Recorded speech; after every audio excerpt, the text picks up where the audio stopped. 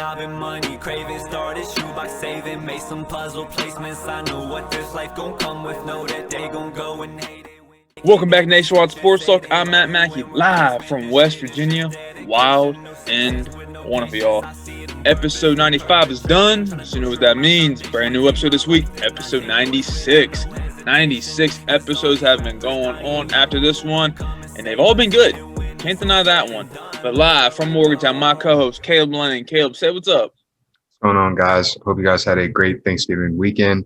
We're back, like Mackie said, episode 96. We have a lot to talk about in this episode, so let's get right into it. Yeah, buckle the seatbelt and hold on tight because we coming in hot. So let's start it off. You know, we had NFL, college basketball, college football all take place in a matter of a week. And if you really think about it, we've had a big-time game every single day in the crazy things, including today. Because apparently Week 12 NFL is still going on today. So let's, like I said, kick off NFL. So let's start it off with this whole Steelers and Ravens whole thing. Because tonight's a game. Well, not tonight. It's at 3:30 today. So that's the crazy thing. So it's not even a night game. It's a midday kind of game. It's Weird. Very weird. But anyways, so from what I've heard for this game tonight, Lamar Jackson's out. RG3 starting. J.K. Dobbins and Mark Ingram did not make the trip to Pittsburgh to play. So they're with the backup, well, a third-string running back now. The Steelers team didn't lose anybody. So, with that being said, Caleb, how bad will the Steelers win tonight? Pretty bad, just because of their defense. Like I talk about every episode, their defense is phenomenal. You don't have Lamar, you don't have Mark Ingram or J.K. Dobbins. Three key weapons to that offense. It's tough for them. It's gonna be tough for them. But I'm just curious of why this game's been pushed back 3 times now. So I mean, they didn't do it for the Broncos. Yeah. Like, they just gave the Broncos, here you go. You got to find somebody to play quarterback. Denied the request to have their, what was it? Some kind of coach. I can't remember what he was. Offensive play caller or something. That's right. Denied the request to have him as a coach or their starting quarterback because they had nobody. It's weird. It's very weird to see this. Do you think it's because it's the Ravens and the Steelers? Like, it was supposed to be a big game anyways. Yeah, that's why I think it's why. I mean, you look at that Broncos whole catastrophe. I ain't gonna lie. I picked up Kendall Hinton in fantasy because I knew, like, yeah, he's a receiver, but he's playing quarterback, so I could put him in my receiver slot because I had a lot of guys out on my receivers team. Picked him up. He got me -0.2. So it's kind of a bummer because I think, I thought you can run the ball a little more. I figured they weren't going to pass it. Yeah. It was a very run team, but he went 1 for 13 yards. So, yeah, very, very shaky for that Broncos team, but you got to give him props.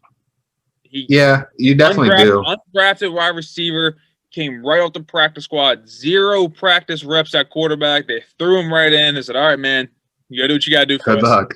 Yeah, and definitely got to give him, like you said, give him his props, his pat on the back. I hope we can see his name more, and who knows with that Broncos locker room right now, what's going on. So we might. Maybe he might improve.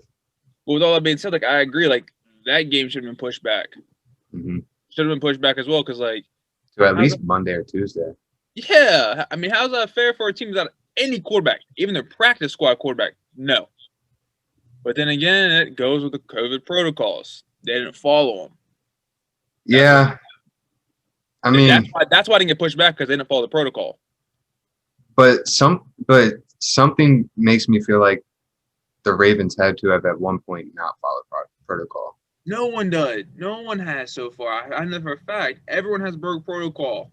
So why are you punishing one team so bad when? So they can feel dominant and prove a point. It's a power play. It's a business move. All right. It's a power play. Because you got called out. You got caught not following protocol. So, boom, that's what happens. That's honestly how I see it because the Ravens, there's no proof they didn't follow protocol. But the crazy thing is the Broncos GM coach also, they came out and said they didn't follow protocol. So it backfired. Yeah, if you're a GM or a coach, you have to expect that to backfire. I don't really think that's. Yeah. Don't you have someone like close to you saying, "Yeah, maybe you shouldn't put this out. Maybe that's not a good idea to say you guys didn't follow the protocol." Because now, Yeah. not only PR rep, so they know not this is only how to are say you it. a guaranteed loss without your starting quarterback, not putting anything on Hinton. He did his best in the situation he was thrown into, but you're going to get fined probably a hefty amount. And I understand you're a billionaire, so it's not really going to dent your pockets, but you're still getting a hefty fine at the end of the day. Exactly. So it's crazy how that happens, how that game is today for the Ravens and Steelers. But looking at the game, I like the Steelers win this one big. How about you? Yeah, I say probably 21 plus for the Steelers. Yeah. So let's stick it in. Let's keep it the NFL. And the last thing we're going to talk about is NFC East and how the Washington football team went from the worst team in the division to now number one team in NFC East in a matter of 2 weeks. Thoughts?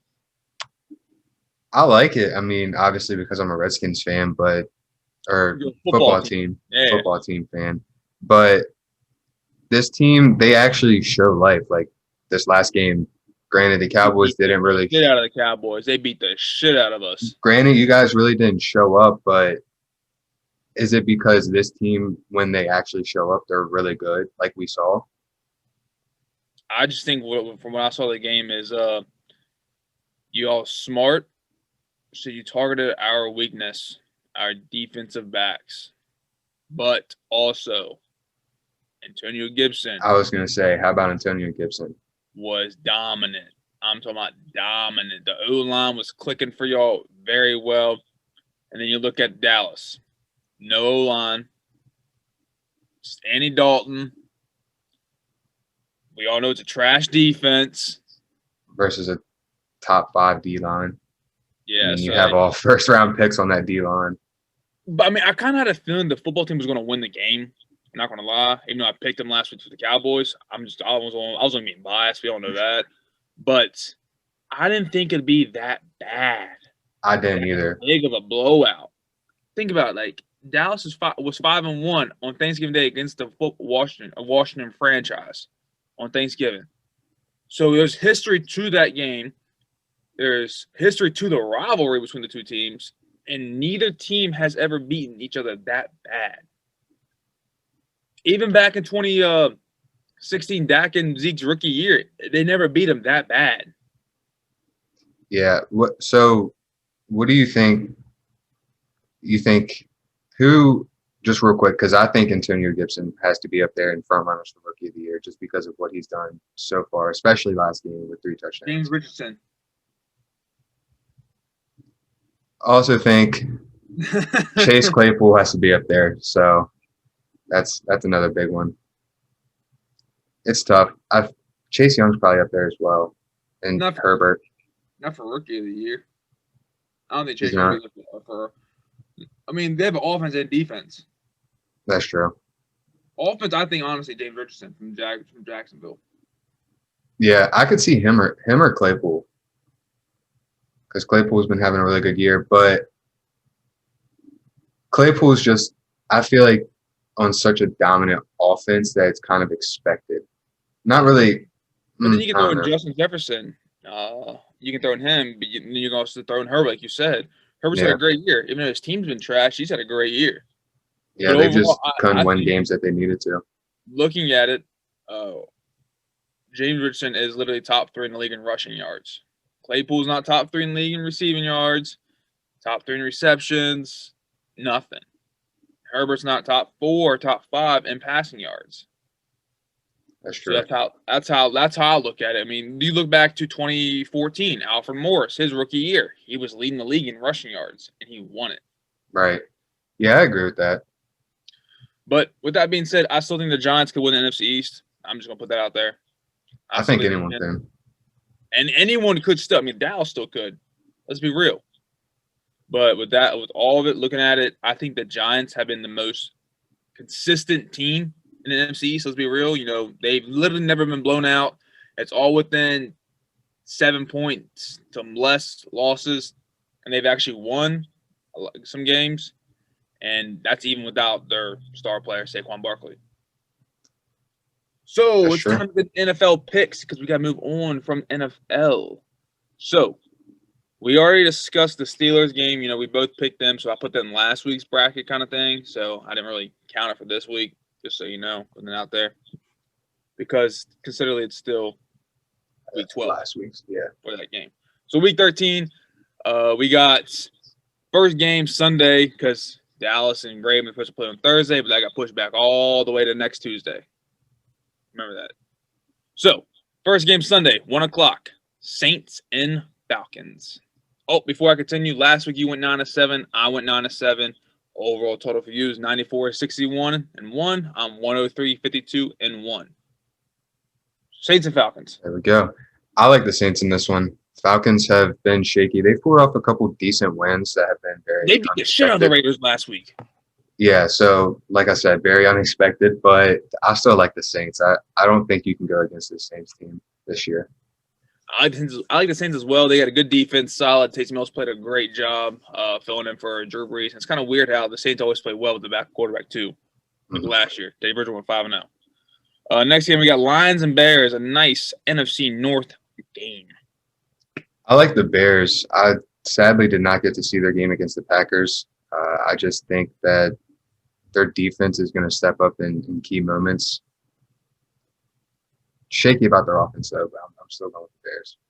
I like the Bears as well. From what I think, the Lions are still without DeAndre Swift, so that's a big key factor right there. And they played like trash on Thanksgiving Day, so I think the Bears can overcome the loss last week to the Green Bay and win this week. Next game up, 2 8-3 teams. I think this might be the game of the week. Browns versus Titans.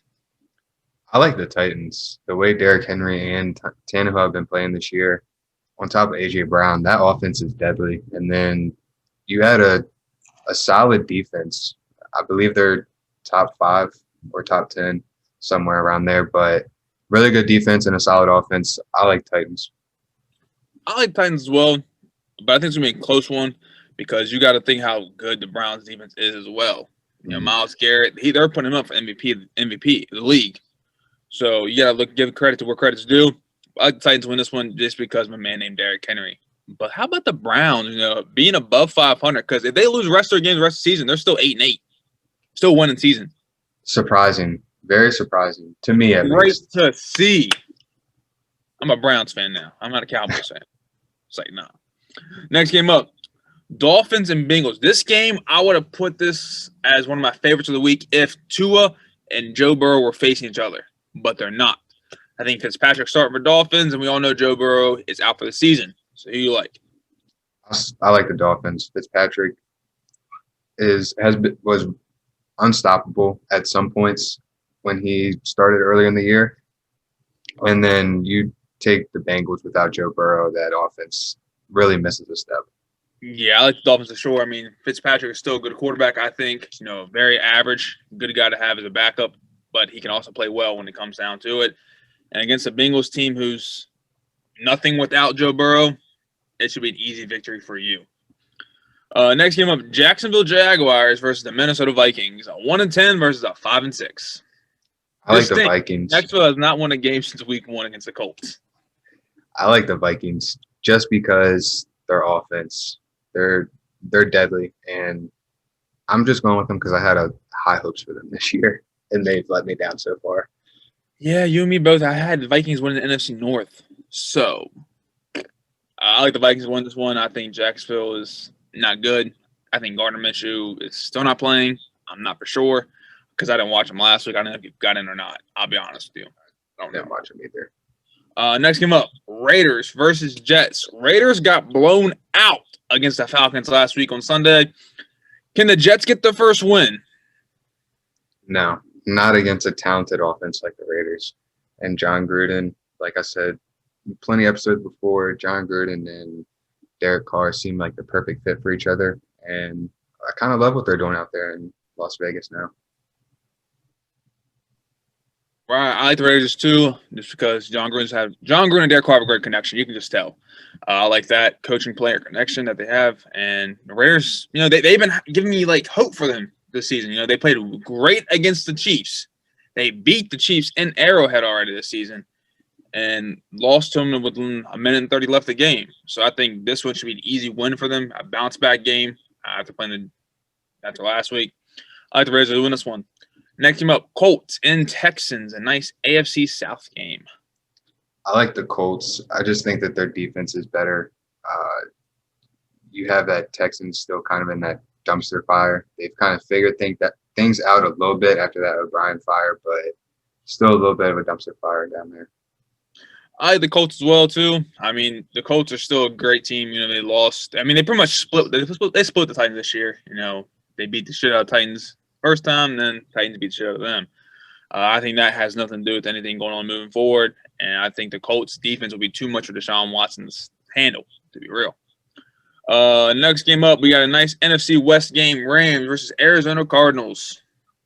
I like the Rams. They were really impressive last week. And then Jared Goff's kind of done his thing so far. I know I'm still a little bit shaky on him, but it seems like he can win games that matter. And in the NFL, that's kind of what you need to do. So I like the Rams. Yeah, I like the Rams too. I mean, the Rams have been impressive this year. I mean, no one's really talked about them. To be fair, it's all about the other teams in Seattle in the mix. But with the Rams, what they bring to the table, they have anything a key component can have to win like a Super Bowl. They have an average quarterback. They got a great pass rush. They got a great coach. They can win. So I like the Rams over the Cardinals team because the Cardinals, I think they're still missing one key thing to be a great team. I think it's that pass rush that they don't have. And you're going to need that to get to Jared Goff. So I like the Rams. Next game up, Giants and Seahawks. I like the Seahawks. Like I said last week, and I'd probably say every week, can't go against Russell Wilson in an MVP type year. And this Giants team, like we said earlier, I mean, you got to like what they're doing, and they have the hopes of the NFC East. But when you're going up against the Seahawks, their defense is no match to that offense. 100% agree. I like Seattle. From what I saw on Monday Night Football, they have all the ingredients to win a Super Bowl team now. The pass rush is there with Jamal Adams and Dunlap. They got a great quarterback, Russell Wilson, and they got a Hall of Fame coach, Pete Carroll. Those are the three main components for a stud team to win a Super Bowl. Plus, they have playmakers, Chris Carson, DK Metcalf. And when Chris Carson runs the ball, that's how I know they're going to win a game. If Chris Carson stays healthy throughout the whole entire rest of the season, they can make the Super Bowl without a doubt. And I like them to win this one big against the Giants. Next team up, the Eagles versus Packers. I'm taking the Packers heavy on this one. Eagles, very shaky this year. Carson Wentz has played terribly, I want to say. And on the other side, you have Aaron Rodgers, who's played phenomenal this year. And also, just like Russell Wilson, MVP type year. Couldn't agree more. I like the Packers as well. Packers, they need a star player on that defense. I'll be honest. That's what they need to have here soon, within the next 2 years before Aaron Rodgers is out. I think Aaron Rodgers will stay after this year because of the years had. But the Eagles, you look at Carson Wentz's stats. He's first in interceptions, first in sacks, and first in off-target incompletions. So I was watching a little bit of their game. He misses a lot of receivers. And here's the crazy thing is, like, they gave him that max deal. Okay, he got it. But there's got to be repercussions if you're not playing well. Like, all right, buddy, you're benched this week. Like, you got to do it. Especially if you waste a second-round pick on a quarterback. Let's be real. Yep. I like the Packers as well. Next game up, we got the Patriots and Chargers. Who you like? I want to say the Chargers, but I can't go against Bill Belichick. I just think that he's going to somehow – well, not really somehow because Justin Herbert just kind of has those rookie mistakes so far this year, which is going to happen. And I think that's going to be a key reason why the Patriots win this one is just Justin Herbert throws a pick when he doesn't need to or something like that. I agree. The Patriots come off a big win from last week against the Cardinals. I think it's going to carry over to the Chargers win. And I'll be honest with Caleb, we have every single pick the same so far this week. So let's hope it stays that way. You want me to throw you a curveball this next one? You don't say it. Chiefs and Broncos. I'm going to Chiefs. All right. I don't need to explain myself for this one, so you can go ahead. I don't either. I'm like the Chiefs too. Moving on to Monday, we had 2 Monday night games. The first one up, the football team versus the Steelers. I'm going with the football team. I'm just going with my team. We haven't gone with the game against each other, and I'm keeping faithful. We looked really good last week, and I believe we can carry it over. So if I wouldn't have said we have the same exact picks, would you have picked the Steelers? Probably not, honestly. I would have, because I'm keeping faith. I'm keeping faith with the team. Here's my thinking. I like the Steelers 100%. I like the Steelers to win this game, but the Steelers are going to slip up one time, and it's not going to be a good team when they play them. When they slip up, it's not going to be against a good team. It's going to be against a bad team. This game, I can see the Steelers losing. 100% I could. But coming off a week that's been a mess, they've had a long break to play the Ravens, and everyone's out for the Ravens, so they're changing their defensive scheme, all that kind of stuff. I think, by the way it looks, the Steelers' defense is ready for any quarterback they're going against because they trial and error left and right. But I like the Steelers win this one. The actual Monday Night Football game. Bills take on the 49ers, but it's not in San Francisco. It's in Arizona. I like the Bills. 49ers have been very beat up this year. And then you take Josh Allen, had a very rough game last week, but has looked really good so far this year. I like the Bills too because my boy Josh Allen, you already know. I like the Bills big time. Should be an easy game for them, honestly. Like you said, the 49ers have been beat up. Nick Mullins still starting quarterback. I don't think the Bills have any trouble at all, but usually when I say that, they do. Tuesday Night Football. Last game of Week 13. Hopefully. Cowboys taking on the Ravens. You like? I like the Ravens. And it's tough for me to say that because I don't know if they're going to have everyone, which I'm sure they will. But I think you guys are too beat up, and that defense is so sloppy right now. So I feel like either way, whoever's going to start at quarterback for the Ravens, and just the amount of weapons that they have on that offense side of the ball, they'll take advantage of it. I like the Ravens to win this one. I hope the Cowboys lose. I really hope we do because I want a top 5 pick. I do remember you are just betting on the top 5 pick now. That's all I want. Top 5 pick. What do you want? You want I want defensive lineman? Here's actually what I'm thinking. Here's my mind rolling a little bit. If Justin Fields is there, I'll take him. I will take him. If that broke his ankle, he's not going to be the same Dak. It's true, but I don't like that contract. I don't like that as a Washington fan. Why not go for the rookie? A little easy contract you got to sign. Boom, boom, boom. 5 years guaranteed. There you go. You get 5 years, $50 million. That's what the contract's going to be. That is a Jerry Jones thing. If he has a top 5 pick, I feel like he probably would try to find that escape route out of not paying Dak and be like, you know what? Let's take this rookie. So, but what we should do is we could, wait it out this year, see how Dak plays coming back after the next season, or just say, fuck it, we ain't give him a chance anymore. Him was a big deal. I ain't paying him. Get out. Because if you look at it, what has Dak really done with the Cowboys? 1 playoff win. Yeah. 1 playoff win in 4 years. I mean, he's had good years, but just not winning. Everything has been handed to him. You had a star running back, a monster O-line. He traded for Amari Cooper for you. Last year, Dallas, we talked about one of the best defense in the league. That's true. I mean, they were talked about one of the best teams going into the year. Yeah. So everything was handed to him. Boom. Here's it all. Here's a 5-course platter right there on a platter for you. Eat up and win. And what happens? You struggle. But then again, defense. I knew the defense was gonna be bad going into this season. I knew it was because there's no DBs. There's none. That's what all of the NFC struggles with right now, defense. So if you look at the offense, though, offense was set for him. Yes, injuries took control of the O line big time, but we ain't talking about just this year. We're talking about last year, the year before that, and his rookie year. It's 4 years you had, buddy. It's time to saddle up and move on, buddy. Saddle up. But you know what I'm still hoping for, Caleb?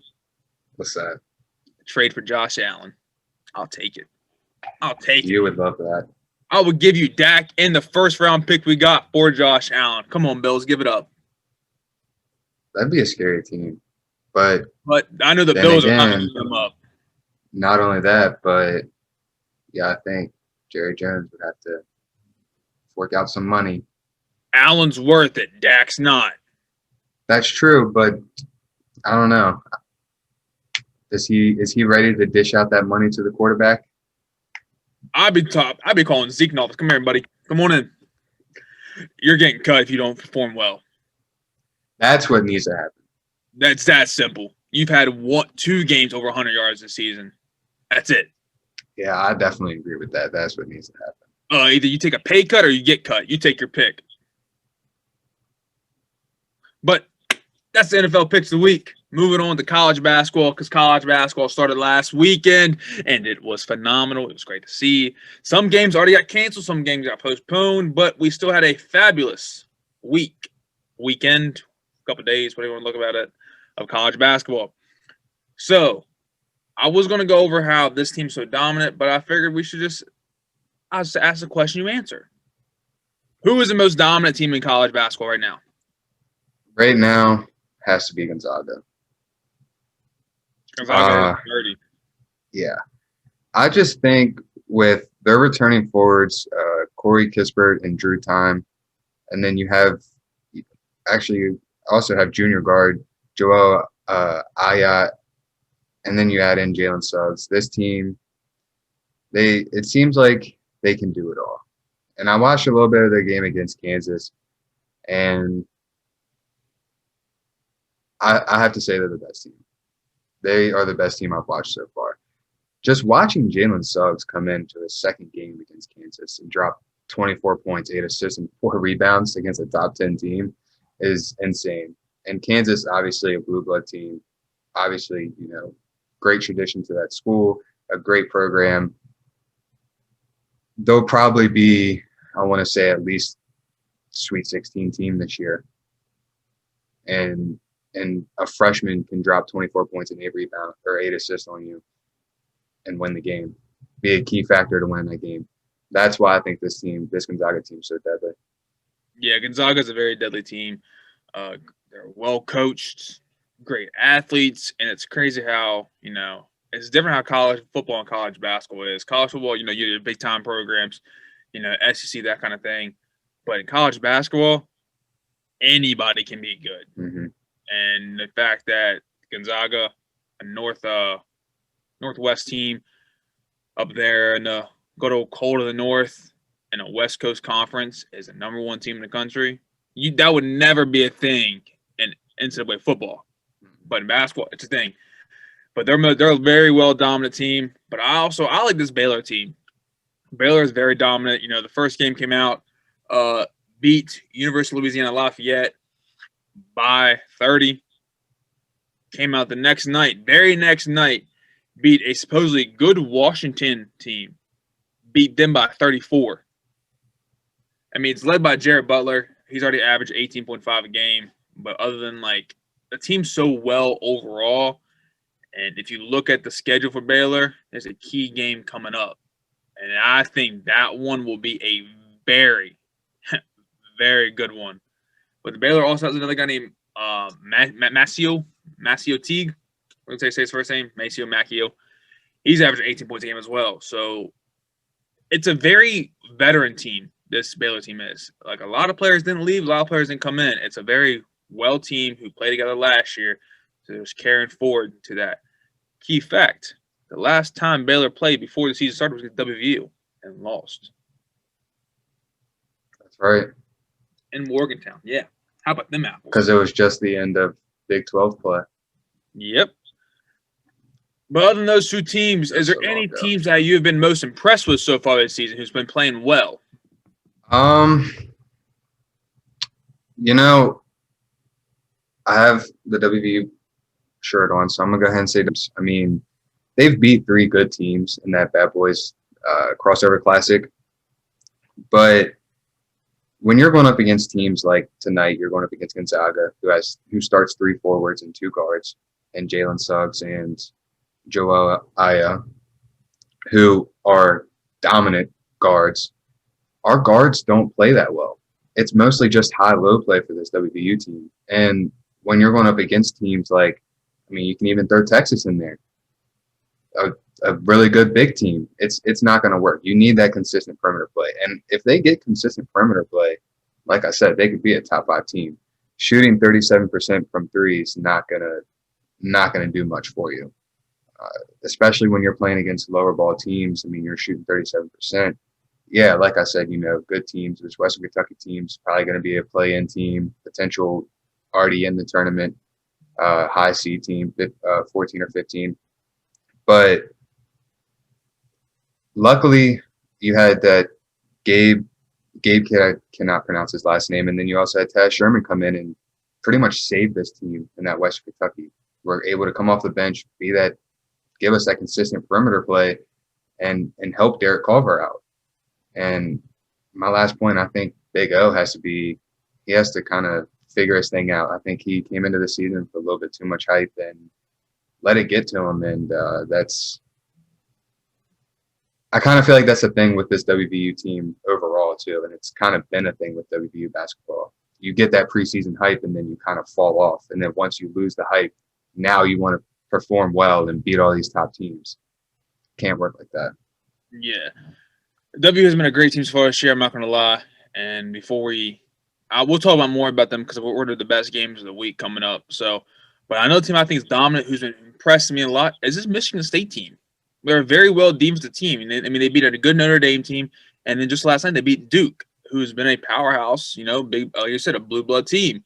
And Duke was supposed to have a solid year. A lot of talent coming in, a lot of guys coming back. You got Wendell Moore, Jalen Johnson, and then you also got Matthew Hurt, DJ Stewart. You're looking for a solid team this year for Duke, but Michigan State came in the State Farm Championship Classic. They do it every year. And Rocket Watts played very well, 20 points. But the offense is there for Michigan State, but it's the defense I like a lot.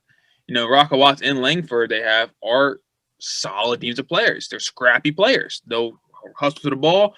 They'll join a double team together, and they're fighting for that ball. But you also look at it, there's also the big guys. You got Hauser, Kithier, and Henry, who are down low in that front court. It's a solid team. And I like this Michigan State team a lot. And I think this Michigan State team can do big things in the Big Ten and honestly be a 2 or 1 seed higher in the tournament. That's how well they play. And they have a great coach. Izzo's a solid coach, and he's going to do big things. Yeah, I agree with that. I watched Michigan State play a little bit last night, and it was fun to watch that game. Fun to watch that team play.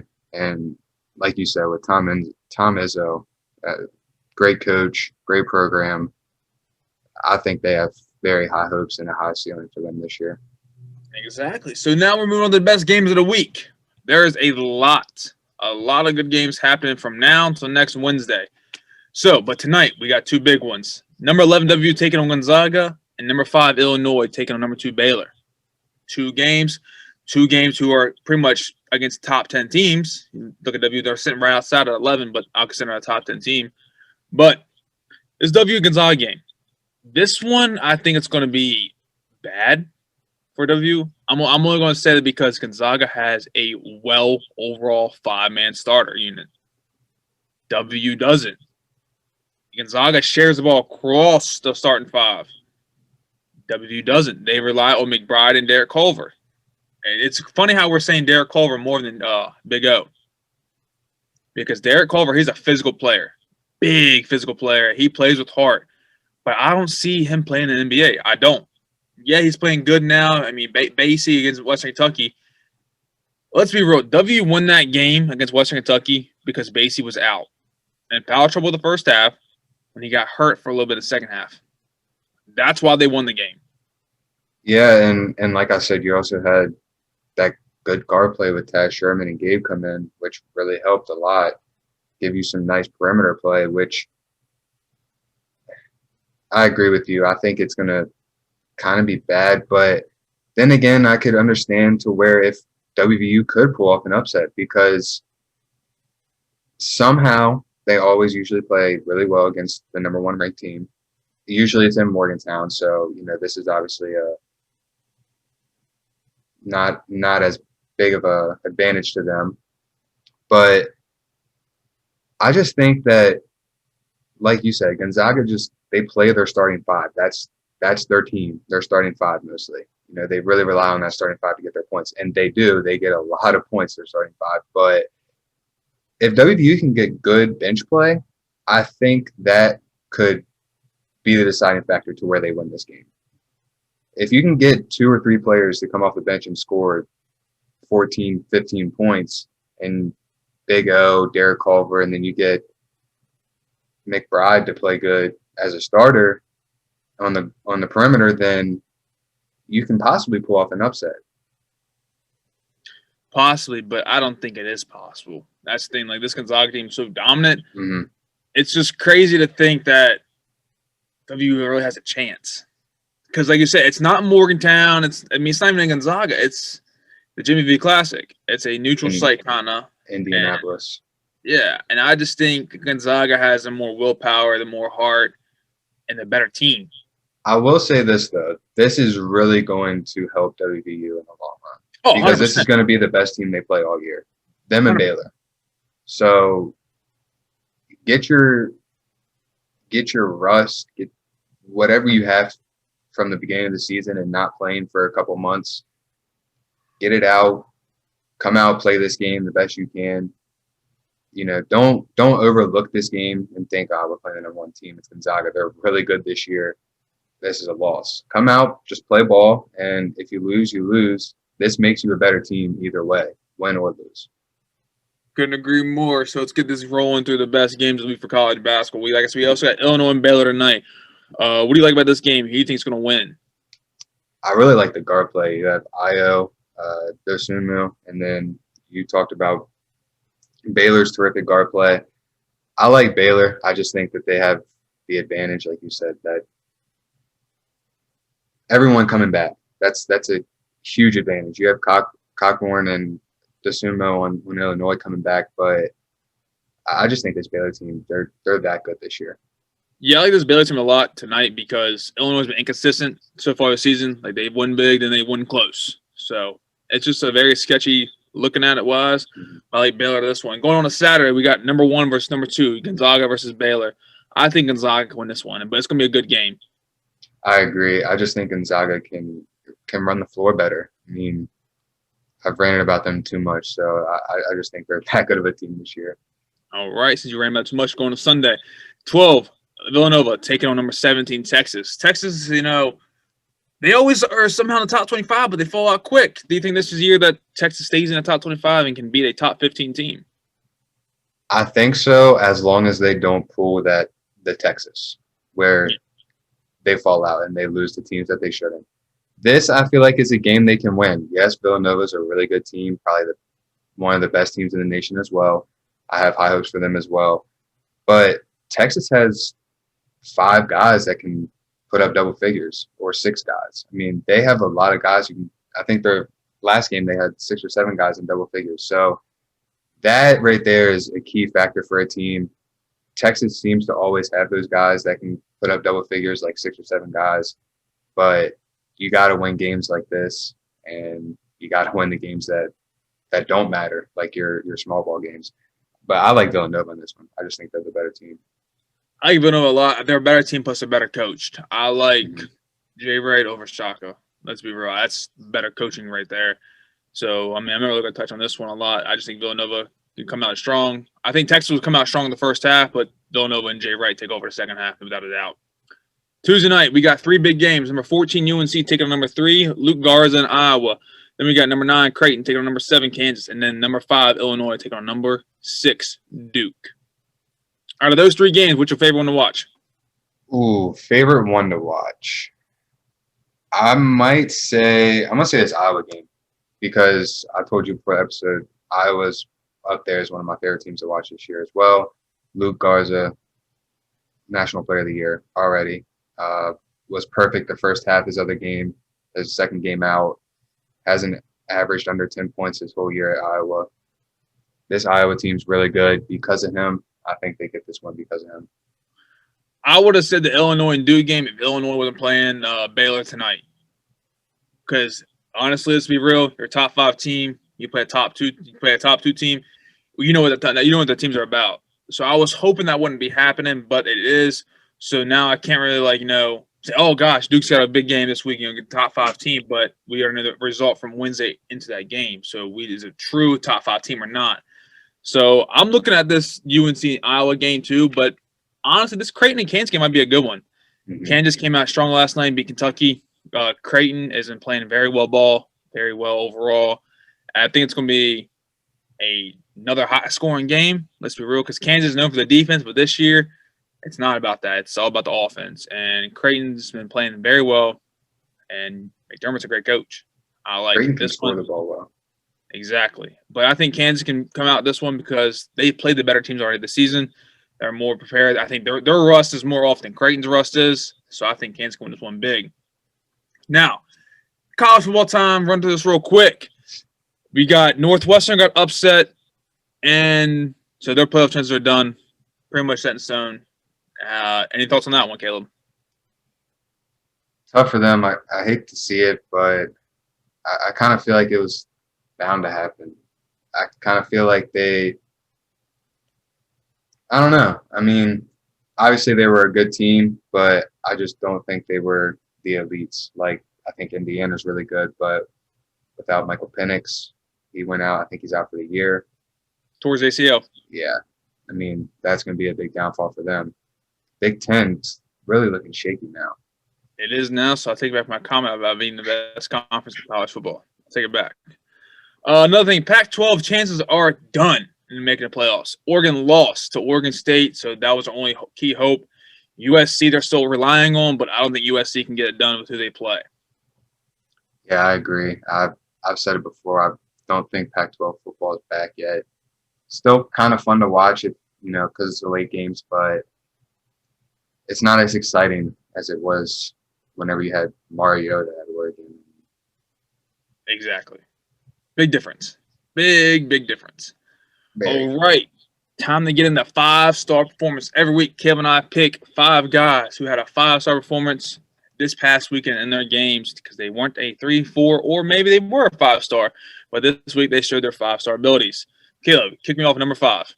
My number 5, Bryce Miller, UCF wide receiver, 11 receptions, 121 yards, 2 touchdowns, as they had a 58-46 loss to UCF. My number 5 guy is Desmond Jackson, running back out of Oklahoma State. 36 carries, 235 yards, 3 TDs versus Texas Tech in that 50-44 win. And he filled in for Chuba Hubbard, who was out that game. So Desmond had a great game playing for Okie State. My number 4 guy, Malik Cunningham, Louisville QB, 19 for 31, 296 yards, and 2 touchdowns. Had an interception, but he carried the ball for 17 times, had 133 yards. They couldn't pull off the win, though, as they lost 34-27 to Boston College. I didn't think you'd have him. But Lee Cunningham's my number 4, too. Same exact reasons, played very well. I mean, he's a guy who can do everything for the Louisville team. I mean, I guess they're trying to form him like a Lamar Jackson kind of way. Malik Cunningham, he played well, but the team lost overall. My number 3, your boy, Devonta Smith, Bama wide receiver. My boy. 7 receptions. Yeah, you like Devonta Smith, don't you? I like John Mechie III. I thought you liked Devonta Smith too a lot. I never talked about him. Some people want words in my mouth. Well, my fault. I'll take that back. Devonta Smith is my number 3 guy. 7 receptions, 171 yards, and 2 touchdowns as they got a big win in the Iron Bowl, 42-13. My number 3 guy is Bailey Hockman, quarterback at NC State, 23 for 31, 313 yards, and 4 TDs versus Syracuse in that grid win for them, 36-29.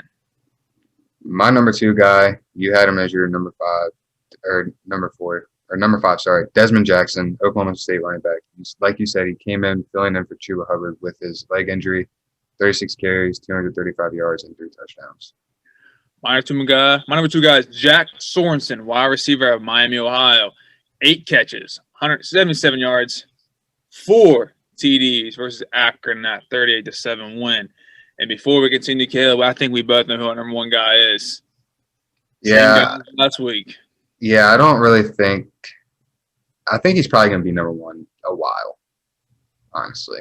I mean, he's unstoppable. Eric Patterson, a running back of Buffalo. What a game he had against Kent State.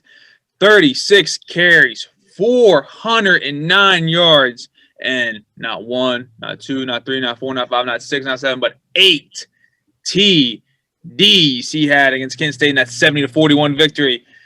The man is a literally college football NCAA 14 video game player out there. He needs to be higher on the Heisman race, honestly. How does 8 touchdowns not get you higher? I guess they're looking at the strength of schedule. I mean, that's all I can think of. I don't care. 8 touchdowns in 1 game. The man's played 4 games. He's already top 5 in the country in rushing yards. He's tied for most yards in a single game. Was 18 yards short for most yards in the game. It's tied for the most touchdowns in the game. Second FBS player to rush for over 300 yards in consecutive games. And he broke a MAC record. This kid's unbelievable. Best player in college football, like we said. 100% agree. He really is. He's dominant, fast, shifty, and honestly, he reminds me of a guy back in the day named Doug Martin from Boise State. Doug Martin was the same height as him, ran the same time as him, and they were just both so dominant. I like Jared Patterson a lot. Stud player he is, and I'm telling you, he's the best player in college football. I agree. That is our 5-star performance of the weekend. We do it every week. Come back next week because maybe your name will be listed on the 5-star performers of the week. Best games of this week coming up. I got 3 written down, Caleb. I got number 5, Texas A&M taking on Auburn. I got Liberty taking on number 18, Coastal Carolina. College game days going there. And number 12, Indiana versus number 16, Wisconsin. The game I'm looking forward to is that Liberty versus Coastal Carolina game. Because you know me, Caleb, I like the unsung heroes. I like the no-name teams playing each other. And this one, I'm ready to see what Coastal Carolina can do with all the hype officially around them, and especially the hype's there when game days come to town. Not only that, but they're going up against a really good Liberty team too. Both teams are having phenomenal years, and I don't know. Who do you like in this game? Because I can't pick between the two, honestly. Honestly, from who I like in this one, it's going to be a very well game. Very high scoring game, I think, too. But Liberty doesn't really have a defense. They have a great offense behind Malik Willis. A great offense. Coastal Carolina has a good offense with Grace McCall, but a great defense. They call the defense the Black Sea. That's what they call their defense, because I was watching the game against Appalachian State, and that's what they kept calling it. This Coastal Carolina team, they're at home. They're in that turquoise turf field. I like the scenery. And with game day there, it's going to be a good one. Honestly, I wish I was able to go to the game and go watch it down in Myrtle Beach. I'll be honest with you, I would love to go to the game because it's going to be, like I said, I can just keep saying it. It's going to be a good game. But I like Coastal Carolina. Yeah, I think something's telling me to pull for Coastal Carolina just because of that home field advantage. That's why. I think that's going to be a key factor. Game day's there, so you're ranked. You haven't had this hype around you ever. You got to show out, and I think both teams. Don't get me wrong. I think both teams are going to show out, but I just think this Coastal Carolina team comes out on top. 100% agree. Next game, I got 12 Indiana versus 16 Wisconsin. I'm liking this Wisconsin team a lot because Michael Penix Jr. is out for Indiana. I think Grammer's going to have a field day, and that's all I really got to say. I like Wisconsin a lot. I still like this Indiana team just because of their defense. Their defense can really force teams to turn the ball over. I think they're top 5 when I was watching their game against Maryland, they said they were top 5 in forcing teams to throw interceptions and turn the ball over. I think they're gonna cause Graham Mercer to turn the ball over a little bit. And without Michael Penix, it's gonna be tough.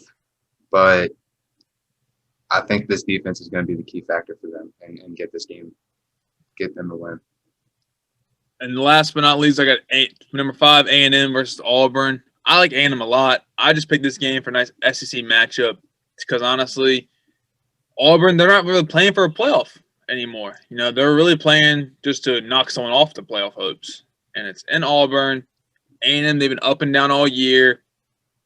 This can end up to be a really good one or a really bad one. The good part would be A&M winning big. The bad part would be Auburn beating A&M. But the decent part would be a nice hard-fought game, no blowouts at all. I don't know. I think it'd be good for me if Bo Nix went out and performed pretty well against the number 5 team. Oh, 100%. I bet you would love that. This Auburn team's just been very shaky this year. Bo Nix has really struggled this year. He's missed a lot of throws. Like, I've watched him a couple of times, and he's missed throws. He's thrown it right to the defender a couple of times. I just think this A&M team, they're a good team all around, and with Bo Nix struggling, he's a key part of this offense for Auburn, and that's not going to get it done. So you like A&M this game? I do. I think Kellen Mond and Jimbo Fisher get the job done and win in Auburn. So Caleb, another great episode we did together on episode 96. So with all that being said, say your peace, love, and goodbyes. All right, guys. Like Mackie said, episode 96. Watch some football. Watch some basketball. Pull out 3 TVs if you have to, because there's a lot going on, and you don't want to miss any of it. Have a great week. We'll see you guys next week. Like, subscribe, leave us a comment, go vote on the Twitter polls, and we'll see you guys next week. Like Caleb said, if you have 3 TVs, pull them out, because on Sunday you got college basketball, NFL, and college football going on. Saturday, college basketball and college football. Monday, college basketball and NFL. And then you got Tuesday, when college football starts back up, you got college basketball and NFL football. You got plenty of good days to watch sports all weekend long. It's going to be a good one. Not going to lie. And I recommend watch every single chance you can, because you don't know when it's the last time you can watch it, because COVID might shut everything down. You never know. COVID-19 has been a struggle this year, but the sports world is making it happen. They're making it work very well. So enjoy it while you can. I'm Matt Mackey. Go like, subscribe, comment on Instagram, comment on Twitter, and on YouTube. Do it all. And like Caleb said, do the polls. We like to see what people think. Hear what they say. Every opinion matters. I'm Matt Mackey. I'm peace out for the week. Peace.